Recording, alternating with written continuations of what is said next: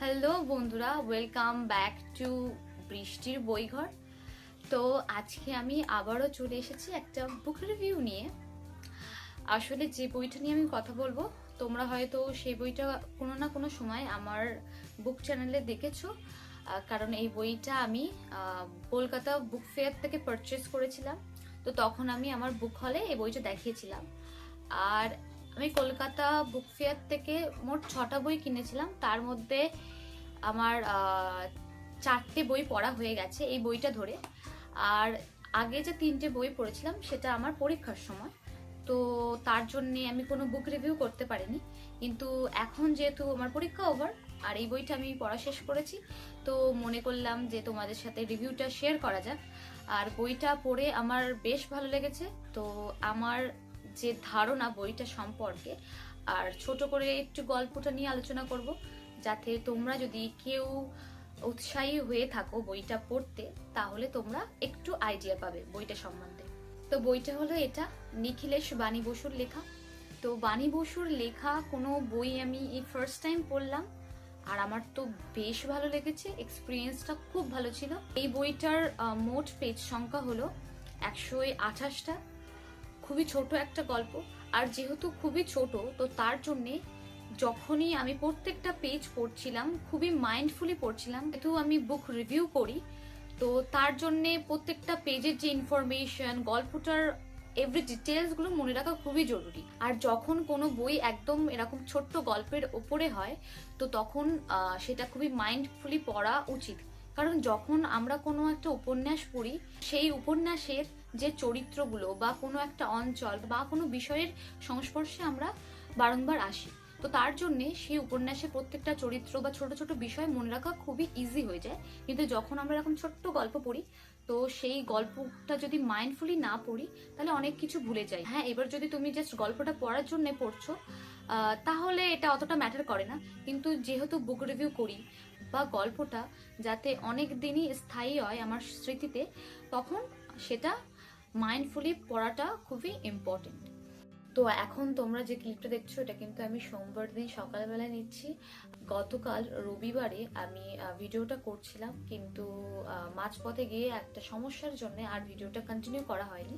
তো আজকে সকালবেলা উঠে আমি ভিডিওটা শুট করছি। তো এই গল্পটিতে হাতে গোনা কয়েকটি চরিত্র রয়েছে, বুলা, নিখিলেশ আর ত্রিলোকেশ।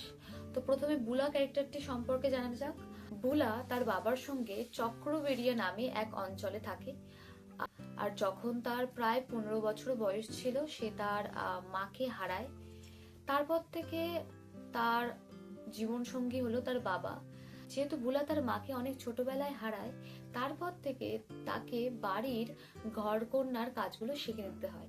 আর এই জার্নিতে সে তার বাবাকে পাশে পায়। বুলার বাবা পেশায় একজন ফিজিক্স এবং ম্যাথামেটিক্সের টিচার। আর সেই সুবাদে তাদের বাড়িতে মাঝে মধ্যেই ছাত্রছাত্রীদের আনাগোনা লেগেই থাকে। তো এরকমই একদিনে যখন বুলার বাবা বাড়িতে ছিল না, তখন বুলা তাদের কিছু জামা কাপড় ইস্ত্রি করছিল। আর তখনই তার চোখ বাড়ির জানলা দিয়ে বাইরে পড়ে।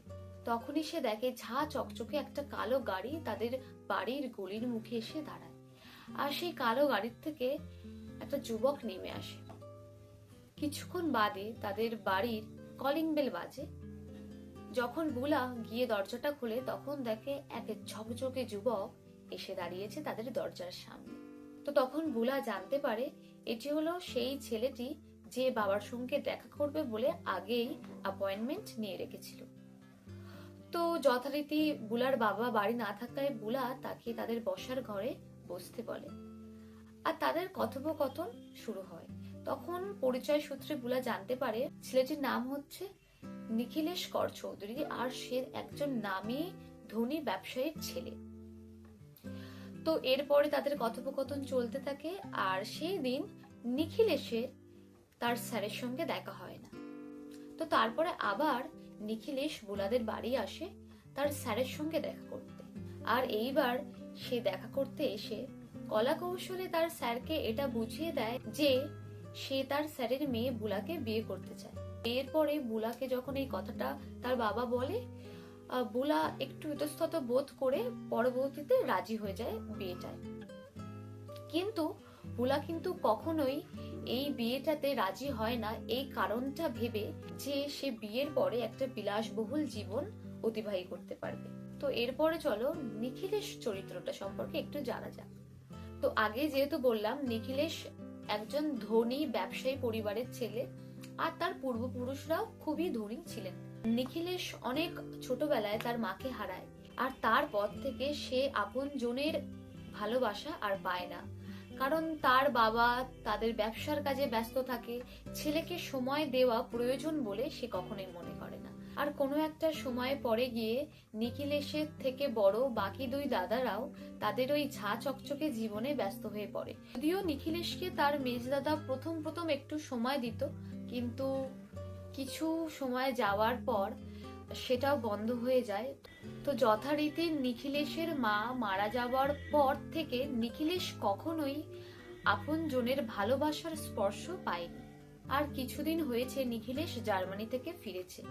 ফিরে সে বাড়ির ব্যবসাটা দেখাশোনা করছে, তখনই তার বাড়ি থেকে চাপ সৃষ্টি করা হয় তার বিয়ের জন্য। তার বৌদিরা তাদের নিজেদের পছন্দ মতো মেয়ে দেখতে থাকে, কিন্তু নিখিলেশের মাথায় তখন তার স্যারের মেয়ের কথা মানে বুলার কথাটা আসে। আর তার জন্যই নিখিলেশ তার স্যারের বাড়ি যায় স্যারের সঙ্গে দেখা করতে, কারণ নিখিলেশের কোনো একটা জায়গায় গিয়ে মনে হয় বুলার থেকে তার জন্য আর কোনো ভালো পাত্রী হতে পারে না। তো এরপরে তাদের বিয়ে হয়। তো এবার দেখার বিষয় যে বুলা ওরকম একটা সাধারণ ফ্যামিলি থেকে উঠে এসে ওদের ওই বিলাসবহুল জীবনটার সাথে মানিয়ে নিতে পারে কিনা, নাকি ওরও কোনো একটা জায়গায় গিয়ে দম বন্ধ হয়ে আসে।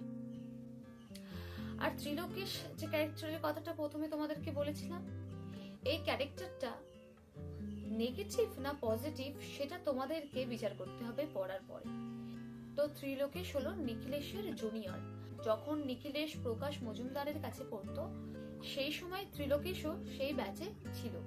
তো বুলা একদিন বিয়ের কয়েক বছর পরে এক ক্যাফেতে বসেছিল, আর তখনই ত্রিলোকেশ বুলাকে দেখতে পায়। আর তারপরে ত্রিলোকেশ চিনতে পারে যে এই মেয়েটি প্রকাশ মজুমদারের মেয়ে বুলা। তারপরে সে উপচে এসেই বুলার সঙ্গে কথোপকথন করে। এরপরে নিখিলেশ একদিন হঠাৎ করে তাদের বাড়িতে বন্ধুদের নিয়ে একটা পার্টি থ্রো করে, সেখানে বুলার সঙ্গে ত্রিলোকেশের আবার দেখা হয়। তো এরপরে তাদের সম্পর্কটা এগোয়, আর তাদের সম্পর্কটা কোন দিকে যায় সেটা তোমাদেরকে বইটা পড়ে জানতে হবে। আর আমি একটু আগে যেটা বললাম যে ত্রিলোকেশের ক্যারেক্টারটা পজিটিভ না নেগেটিভ সেটা তোমাদেরকে বিচার করতে হবে।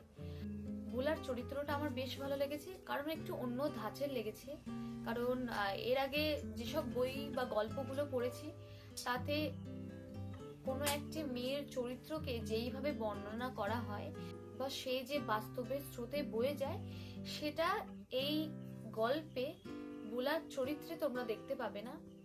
তো তার জন্যই আমার বুলার চরিত্রটা ভালো লেগেছে। তো এই ছিল আজকে আমার ভিডিও, আমার বুক রিভিউ। তোমাদের যদি ভালো লাগে বুক রিভিউটা তাহলে ভিডিওটা লাইক করো, আর তোমরা যদি আমার চ্যানেলে নতুন হয়ে থাকো তাহলে কিন্তু সাবস্ক্রাইব করতে ভুলো না। তো আজ এই পর্যন্ত থাক, তোমাদের সাথে দেখা হবে নতুন কোনো একটা ভিডিও নিয়ে। টাটা।